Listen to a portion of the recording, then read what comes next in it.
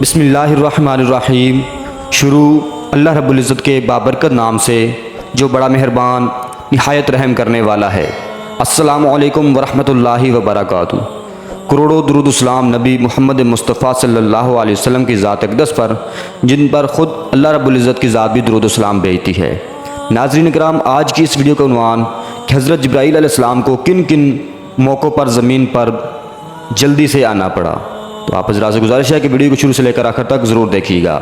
بسم اللہ الرحمن الرحیم۔ حضور اکرم صلی اللہ علیہ وسلم نے ایک مرتبہ جبرائیل علیہ السلام سے پوچھا، اے جبرائیل، کبھی تجھے آسمان سے مشقت کے ساتھ بڑی جلدی اور فوراً بھی زمین پر اترنا پڑا ہے؟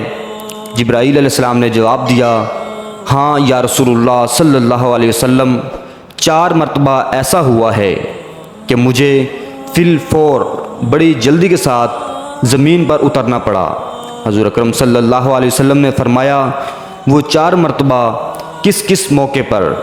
جبرائیل علیہ السلام نے عرض کیا، ایک تو جب حضرت ابراہیم علیہ السلام کو آگ میں ڈالا گیا تو میں اس وقت عرش الہی کے نیچے تھا، مجھے حکم الہی ہوا کہ جبرائیل خلیل کے آگ میں پہنچنے سے پہلے فوراً میرے خلیل کے پاس پہنچو۔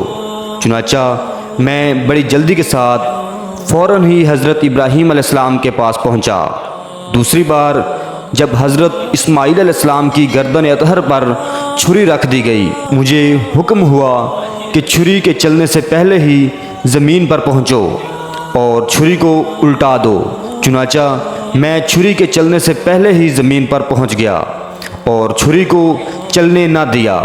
تیسری مرتبہ جب حضرت یوسف علیہ السلام کو بھائیوں نے کنویں میں گرایا تو مجھے حکم ہوا کہ میں یوسف علیہ السلام کے کنویں کی تہ تک پہنچنے سے پہلے زمین پر پہنچوں اور کنویں سے ایک پتھر نکال کر حضرت یوسف علیہ السلام کو اس پتھر پر بآرام بٹھا دوں۔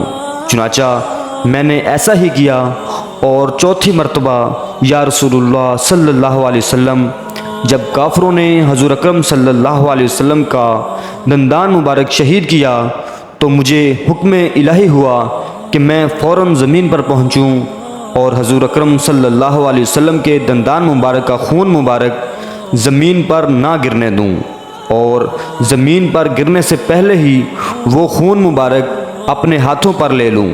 یا رسول اللہ صلی اللہ علیہ وسلم، اللہ نے مجھے فرمایا تھا، اگر میرے محبوب کا یہ خون زمین پر گر گیا تو قیامت تک زمین میں سے نہ کوئی سبزی اگے گی اور نہ ہی کوئی درخت۔ چنانچہ میں بڑی جلدی کے ساتھ زمین پر پہنچا اور حضور اکرم صلی اللہ علیہ وسلم کے خون مبارک کو اپنے ہاتھ پر لے لیا۔ آپ حضور کریم صلی اللہ علیہ وسلم کا ارشاد پاک ہے کہ اور تمہارے رب نے فرمایا، مجھے پکارو میں تمہاری دعا قبول کروں گا۔